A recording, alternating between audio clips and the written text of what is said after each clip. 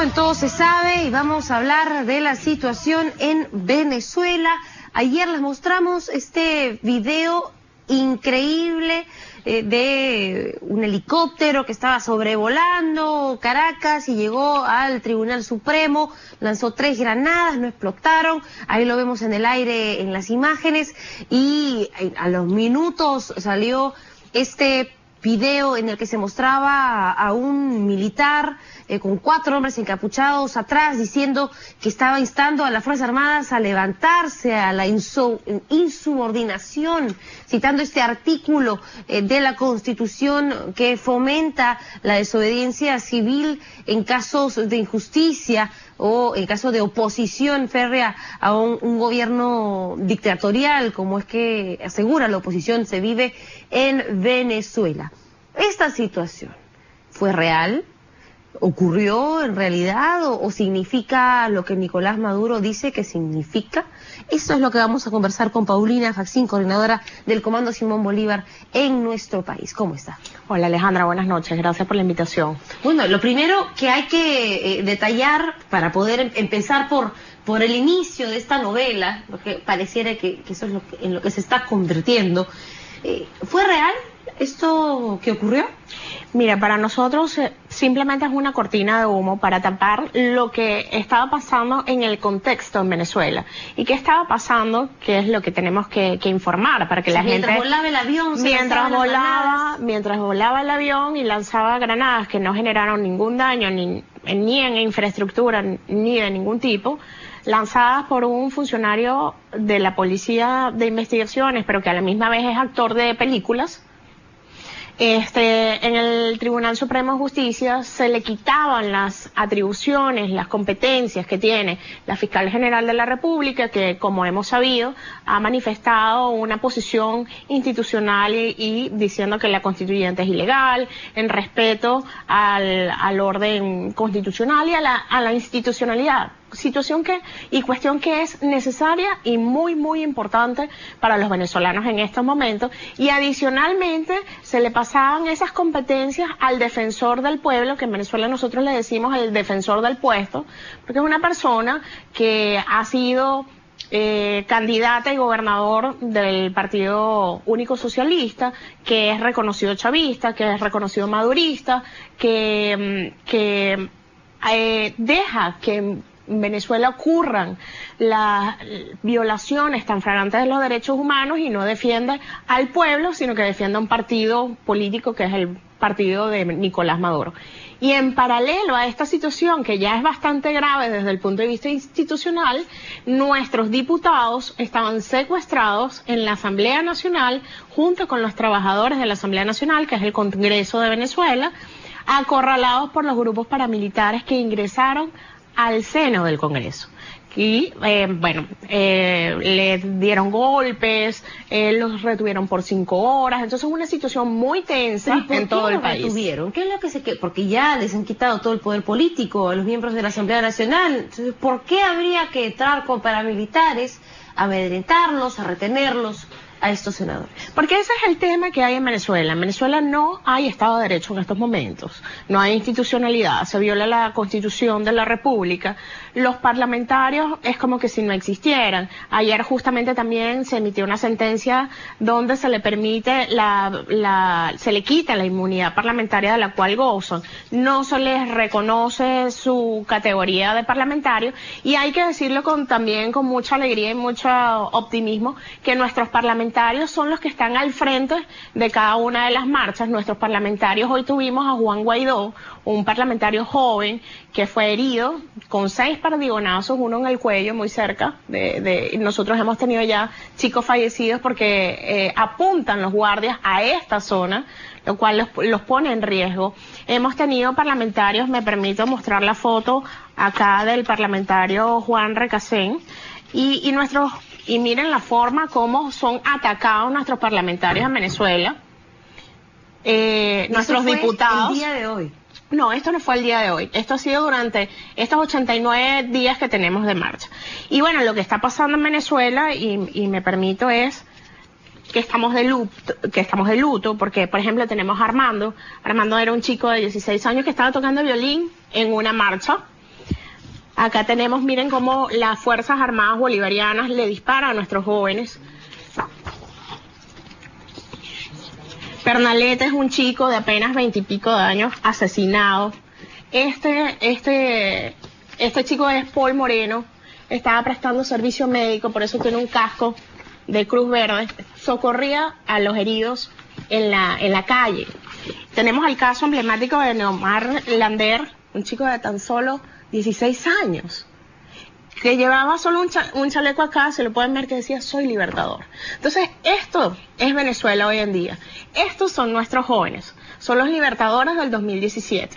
Son los libertadores de una Venezuela que en estos momentos se encuentra bajo la dictadura de Nicolás Maduro y que utiliza cosas como lo del helicóptero para victimizarse, cuando realmente ellos son los agresores y lamentablemente por órdenes justamente del alto mando militar y de él mismo, nuestros chicos son asesinados por las Fuerzas Armadas Bolivarianas y por los paramilitares.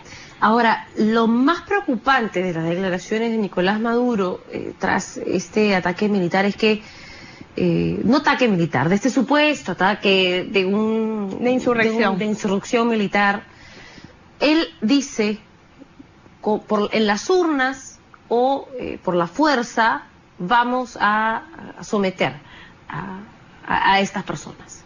¿Qué quiere decir eso? ¿Qué quiere decir? Lo que estamos viviendo en la calle, Alejandro, o sea, la violencia en contra de la ciudadanía, que está marchando y vuelvo, mira, hace poco veíamos la foto de Neomar como la saqué ahorita. Neomar lo que tenía era un cartón en su cuerpo que decía soy libertador, no llevaba ningún arma, lo que llevaba era una bandera. Nosotros tenemos más de 90 días en un estado de excepción declarado por el Tribunal Supremo de Justicia y por el Presidente de la República, donde han reprimido y ya hoy tenemos más de 78 muertos. Solo hoy han habido 4 personas fallecidas por la violencia. El mayor de estas personas fallecidas hoy tenía 26 años. Entonces, están asesinando vilmente a nuestros jóvenes y por eso es nuestra desesperación de que la comunidad internacional nos ayude, nuestra desesperación de que ya no sabemos qué más hacer y que entienda también la comunidad internacional, algo que yo he dicho mucho, pero que nosotros continuamos siéndolo. Nosotros somos un pueblo pacífico. ¿Y qué pasa con esta fiscal suprema? Que además esta fiscal suprema ha tenido palabras muy duras para la Asamblea Nacional el día de hoy, porque ha dicho que no están luchando por sus derechos, que no están luchando por el poder que se les ha quitado y que le habría dado el pueblo, y que no están haciendo todo lo que podrían hacer. ¿A qué se refiere la fiscal suprema cuando dice esto? La fiscal ha empezado a tener desde algún tiempo hacia acá el ejercicio de sus funciones atendiendo a las competencias que tenía por la Constitución. Uno de los grandes problemas que tenemos en Venezuela no es la Constitución. Nosotros no necesitamos cambiar la Constitución con la Asamblea Constituyente, que nosotros le decimos Asamblea Prostituyente, que ha propuesto Nicolás Maduro. Nosotros lo que necesitamos es que se cumpla la Constitución. El problema es que en Venezuela no se cumplen las leyes y no hay institucionalidad. Entonces, la fiscal general de la República ha sido valiente y se ha enfrentado a la dictadura de Nicolás Maduro y ha dicho, señor, vamos a poner en práctica la Constitución. No puede haber una Asamblea Nacional Constituyente de la forma que usted la está convocando. No pueden seguir asesinando a los jóvenes de la forma que lo están haciendo. No pueden seguir utilizando bombas tóxicas vencidas contra la población desarmada. No pueden seguir usando tanques de guerra contra población desarmada. No pueden seguir pasando sobre los jóvenes con tanques de guerra como lo han hecho. Entonces, no podemos tener la población sin medicina y sin alimentos como lo tenemos. Y esto le ha costado a la fiscal no solamente que se le retiren las competencias, sino que hoy fue anunciado por la Sala Penal del Tribunal Supremo de Justicia que el 4 de julio estaría por iniciársele un juicio para destituirla. Bueno, y no solo eso, después de ese juicio para destituirla vienen otras consecuencias, como las denuncias por algunas de las investigaciones que ha estado haciendo y posibles consecuencias penales que podrían llevar a la cárcel a esta señora. Claro, y otra cosa que ahorita que dijiste es cárcel, hoy tenemos una cifra récord, 391 presos políticos hay hoy en Venezuela. 391. Hemos tenido casi 4.000 detenciones en estas protestas. pero hoy tenemos 391 presos políticos, entre ellos Leopoldo López, que el fin de semana denunció tortura y su esposa, ni sus abogados, ni sus familiares han podido tener acceso y nosotros no sabemos qué es de la vida de Leopoldo. ¿Se cree que está con vida Leopoldo López? Nosotros creemos que está con vida, tenemos la esperanza, la fe, imagínate la desesperación de la familia, de que Leopoldo tiene vida y que está aguantando todas las torturas que le están haciendo, ¿no? Ahora, ¿pero qué es lo que está pasando? Por ejemplo, esta fiscal suprema que ahora denuncia al gobierno de Nicolás Maduro en algún momento fue chavista. Entonces, la pregunta es, ¿qué pasó? O sea, ¿no se dio cuenta que el chavismo era así de malo? No sé, durmió y recapacitó, ¿qué? O sea, ¿vio la luz? Ella sigue diciendo que ella es chavista, al sol de hoy, sigue diciendo que es chavista. El tema es que el chavismo fue mutando de una forma al radicalismo, enquistándose en el poder. Y hoy hemos llegado a un estado donde hay una dictadura, y no es que lo digo yo. Hay terrorismo de Estado, eso es lo que... Y no digo yo que hay una dictadura. Cuando tú desconoces a la Asamblea Nacional, que es el Congreso de la República, cuando desconoces la voluntad del pueblo, cuando le quitas al pueblo el derecho a votar, de elegir en las ánforas, eso se llama dictadura. Cuando tienes un proceso de represión tan fuerte, y el terrorismo no solamente es porque las Fuerzas Armadas bolivarianas actúan de la forma que actúan, sino porque el gobierno de Nicolás Maduro ha armado, financiado y protege a grupos paramilitares armados que actúan en toda Venezuela. En el siguiente escenario, estos grupos paramilitares que tienen armas entregadas por el gobierno, ¿qué va a pasar con ellos cuando caiga el régimen de Nicolás Maduro? Porque ese es el gran temor que existe ahorita en la región. ¿Dónde van a ir a parar todas estas armas? Porque no están organizados como, no sé, como las FARC, que acaba de firmar un proceso de paz y que puede entregar todas sus armas a la ONU. Esta es gente que se encuentra armada y dispersa en todo el país. O sea, ¿qué va a pasar con Venezuela cuando ya no exista Nicolás Maduro? Yo creo que lo primero que va a empezar a pasar en Venezuela cuando no exista Nicolás Maduro es que los venezolanos vamos a empezar a trabajar por el futuro que queremos, y muchos de los venezolanos que nos hemos visto en la obligación y en la necesidad de irnos de nuestra querida patria, vamos a volver. Y vamos a volver con lo que hemos aprendido del Perú. El Perú es un ejemplo. El Perú para nosotros ha sido un ejemplo muy importante. Ustedes superaron varias dictaduras, superaron el terrorismo. Y aquí estamos hoy, 2017, en un país completamente diferente al país del 70 o al país del 90. O al país donde se fue tomada una embajada como la de Japón por grupos terroristas, o donde un país donde hubo una bomba como Tarata. Nuestra esperanza es que los terroristas, efectivamente, porque son terroristas, la justicia los juzgue como corresponde y emita las sentencias que corresponden. Y nosotros vamos a tener que pasar por un proceso de paz para recaudar todas esas armas y, con el favor de Dios, destruirlas. Porque lo menos que queremos es que esas armas posteriormente sean exportadas. La delincuencia. Exactamente. Sean mantenidas en Venezuela o inclusive exportadas a otros países para hacer terrorismo, delincuencia, narcotráfico o qué sé yo. Los venezolanos en nuestro país, ¿crees que en general quieren quedarse? ¿Quieren hacer de esta su patria, su país, o simplemente están matando el tiempo hasta poder regresar a Venezuela? Mira, la mayoría de los venezolanos en Perú tienen una particularidad. Son los nietos y son los hijos de los peruanos que nosotros recibimos por mucho tiempo en Venezuela.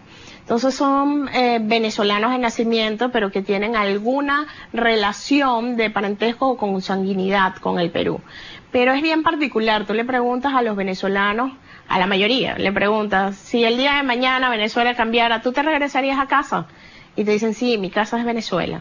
Entonces, como te digo, yo creo que para muchos el Perú se ha convertido en su hogar, porque se han casado acá, han tenido hijos y han formado familia acá.